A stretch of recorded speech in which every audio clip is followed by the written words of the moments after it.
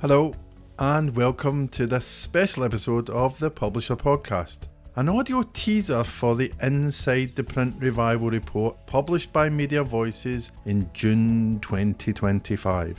If you haven't already got the report, you can download it from the Media Voices website, voices.media/printrevival.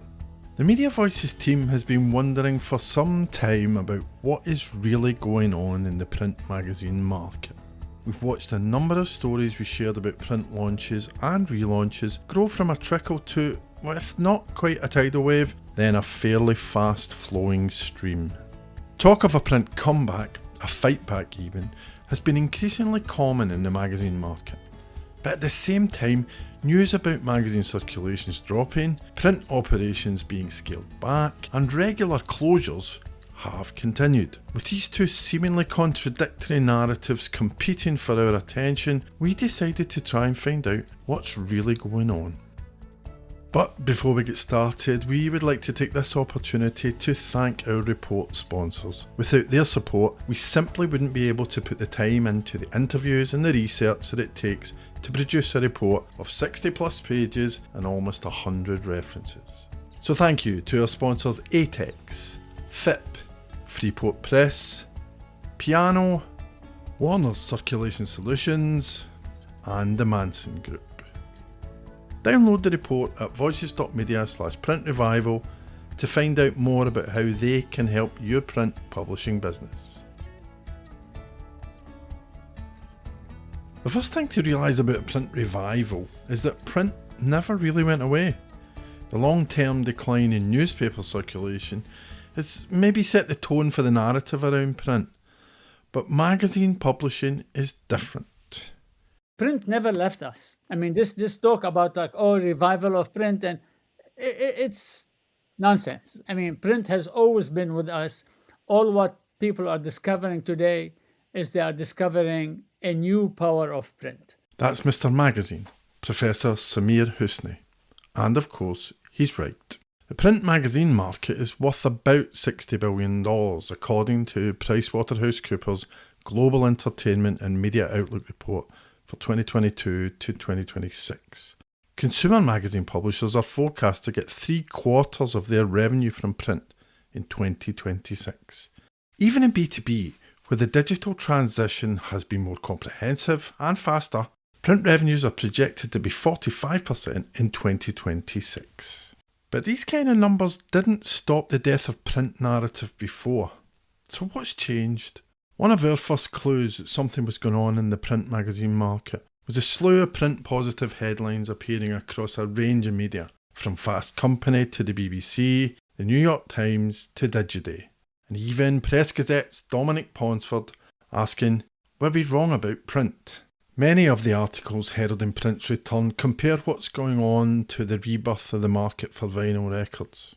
It's not. There's always been a market for print magazines. Vinyl sales fell to almost zero. But there are real similarities in the motivations for people buying vinyl and buying magazines in print.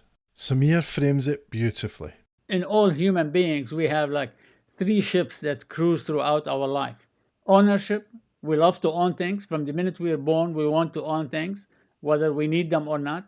Membership, we want to belong to a community. We want to have this feeling. And showmanship, we like to show off. I mean, if somebody asks me about my granddaughter, the first thing I do is I show them a picture. Those 3 ships that cruise throughout human beings, the virtual reality does not satisfy it. We want reality. We want something real. And if it's not printed, it's not real. We could argue endlessly about how real digital media actually is, but there's a tangibility in print that is another parallel to the music markets, where music publishers have leaned into the tangibility of vinyl to recreate that market. The fans of Taylor Swift are probably the most digitally aware music audience in the history of digital media. They streamed the pop billionaire's April 2024 album Tortured Poets Department over 1 billion times on Spotify in the week of its release. But they also bought more than 700,000 vinyl copies of that album in the same period. Die-hard Swifties want to collect everything that Tay makes. And Time magazine followed that playbook with its Taylor Swift cover collection that boosted single issue sales 365% when she was Time's Person of the Year in 2023. Underpinning the collectability story is a move away from a mass media, mass market business model to embrace a value-added ethos. Here's media researcher Jim Bilton from Wessenden Marketing. Print has flicked over to be a premium add-on, and it's very interesting to see brands which have gone digital only and coming back into print. People like NME, Jackie, the brand is being revived, and very often it has this premium added value experiential element to it. So I think that will continue, certainly in the medium term. Kat Craddock, who bought the iconic foodie magazine Saveur, relaunched a biannual print edition, sums up this value-driven approach to print perfectly. Yeah, I mean, we see our print product as like the couture of our brand. It's for the super fans. It's the most expensive. It's for people who know about us or who happen upon us and are really excited about what we're doing. It's not expensive because we want to be really exclusive. It's expensive because it costs a lot to make the thing. Having worked in the food business, I understand an industry where people expect things to be cheaper than what it costs to make them. There's definitely been some pushback about, how much our magazines cost now. And we're making far fewer of them than we used to, because we know that people that used to get them for 99 cents with their cable bill aren't necessarily going to want to cough up $25 an issue for what we're doing now. But, I think enough people understand that the reason it went away in the first place is because it wasn't sustainable and because we weren't, meeting our costs. And I think that presenting our print magazine as more of the premium expression of the brand and having scarcity be the point all just sort of made sense. I think reading a magazine feels very luxurious now, and I think that being able to invest in the materials and making sure that they do feel luxurious and worth that cost is important. It has been important to us. And, I suspected that most of our readers were going to be folks that had read Saveur in the past, our older readers, people who've been reading us for decades. And I know a lot of our early subscribers have definitely been from that community, but I've spoken to a lot of journalism students as well, and design students and photography students who also seem to really be craving that sort of physical experience. And I don't think that it's just nostalgia from people that experience this sort of media in the past that's going to drive a revival in print. Simon Freeman, publisher of the indie running magazine Like the Wind, would agree. He acknowledges that the golden age of mass market magazine publishing is past, but he's okay with that. There was a heyday, wasn't there, of magazine publishing, and I don't think it'll ever come back, but I don't think it needs to. I'm not particularly worried about that. Like the Wind is not trying to be all things to all runners at all, not even close. There's millions of casual runners who I don't think would pick up a copy of Like the Wind. They'd be like, nah, it's not really for me. But we don't need millions, And I think running magazines in the past, there was an assumption that if you were a runner, it was a magazine for you. I'm definitely not saying that. You just got to find your audience, and that's not easy. But the viability of the audience is not dependent on huge numbers. It's much more dependent on sort of passion, whether those people have shared values or the values of Like the Wind align with their values. And then I think you have a totally different relationship with the audience, with the subscribers, the readers. Both Kat and Simon's magazines are fairly limited run independent titles, but the same rules around delivering quality and added value apply on the newsstand. The May issue of BBC Gardener's World sells for about 25% more than the standard cover price, but the May bundle includes the magazine with its usual features and expert tips, plus 2 packets of seeds and garden visit discounts through its 2-for-1 garden guide and an accompanying app. Here's Immediate Media's Alex White talking about the strategy behind Gardener's World May issue. The May issue is priced at just under £10. It's a significant sum, but then the value and the uniqueness of that product and its rightness for the market, I think, makes us feel confident about doing them. It drives incredible performance for us as a business. It's priced at a premium price point and it delivers incredible value for users. And heritage brands like Gardener's World are not the only place that Immediate is investing in print. Egray & Roberts, the publisher of Minecraft magazine, told me about Immediate's investment in their recent launch. In using children's for print magazines are accessible all the time. They're accessible in the playground, on the bus. They're accessible, crucially, when screen time is being limited. I think people are reconsidering that value in connecting sort of to the tangible. So our magazines then provide that break from screen time. And it's not just young people that are using magazines to take a break from the screen. Hearst UK MD Katie Vanek-Smith says print provides a welcome respite from the endless scroll. I'm very positive about print. I actually think for the majority of our brands, not all of our brands, for the majority of our brands, it'll be a vital part of whatever that future membership proposition is. In many cases, if you go back to the craft of what we do, it still gives us that moment to be perfect. In a world where everyone is racing and you have these sort of endless scrolls, you still need moments of absolute stillness, perfection, quiet, luxury, quality. We are a lean back experience, aligned to people's passions, the things they care about. The lean back experience of magazines is exactly what Simon Freeman is trying to create for Like the Wind readers. My vision is that people will go for their run on a Sunday, come back, have a shower, grab a cup of coffee, sit down in an armchair and read 2 or 3 stories in Like the Wind.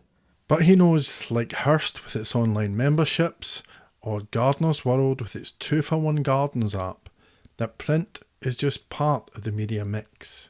I see Like the Wind as an and proposition, not an or proposition. I'm not imagining for a second that somebody is not going to be then on social media, watching the telly, listening to the radio, consuming podcasts at all. You know, there are only certain times of the day and in your life where you can and want to sit down and read a 3,000-word piece. There are loads of times in your life where you want to just get some quick fix, kind of scroll through some TikTok videos, and that's great. David Reich, formerly handling international print operations at the New York Times, sees the same short-form, long-form split between digital and print. But he doesn't think publishers are necessarily always making the distinction. I would see digital more as the quick news consumption, quick facts, short stories, and so on and so forth. And you elaborate in print. You analyze a lot deeper, long form journalism, and so on and so forth. Now that's a lot of publishers try to do that, or they say that's what they do, but in practice, I don't think that's what you see. If you go to a lot of media websites, you might see at the bottom of a news article online, this article appeared in print on that day. So it's word by word the same content. So why would you pay again for one or the other if it's the same content, right? You have to offer added value. One of the forces sustaining and in some areas growing print sales is a clear perception of the value that a physical product brings. Davey says that means it can be easier to charge more for print than for digital. A lot of publishers will continue print as long as it makes money, but also it only makes money because there's still people wanting to buy it. On the flip side of the coin, publishers just make more money out of print. You just have to compare digital subscription offers online. It's kind of like a total sales promotion, a few euros a month or whatever, just to try and capture readership online, volume, and the same kind of figures you don't see in print, right? You can ask a lot more for print, and I think where the industry is moving is whatever will continue in print. You can charge a significant amount for it, but you have to do it in a very good way. If you give consumers what they want, what they are looking for, people always are willing to pay for it. Simon at Like the Wind agrees. Those people that are into it will pay for quality. I mean, Like the Wind is £12 for an issue. That's kind of expensive, you know. But those are the same people that are spending £250 on a pair of running shoes. So they're not massively cost conscious, because for them it's their lifestyle, it's their everything. They're willing to invest. In this episode, we've taken a quick look at what we think is the defining factor of the print revival: publishers' embrace of print as a premium product, offering audiences a real-world alternative in a digital era. Our report, Inside the Print Revival, is a deep dive into why print is back in the spotlight and what the modern market for print magazines looks like. It examines the challenges of print publishing and the opportunities. And it makes some suggestions on why now might be the time to reinvest in print. You can download the report for free at voices.media/print revival. And once more, thank you to our sponsors: ATEX, FIP, Freeport Press, Piano, Warner Circulation Solutions, and the Manson Group. Download the report to read more about how they can help your print publishing business. Thanks for listening to this special episode of the Publisher Podcast. We'll be back soon with more from our Publisher Summits that were held in London in June. But until then, I'd like to leave you with some advice from Mr. Magazine, Samir Husni. Just keep in mind that print never left. It changed. It's changing, but change is the only constant in our industry. And you have to know how to survive in the sea of change. You have to change your skills, you have to change the way you do things. But at the end of the day, I mean, you want to make sure that you are providing that audience with necessary, sufficient, and relevant information they can't get any other place.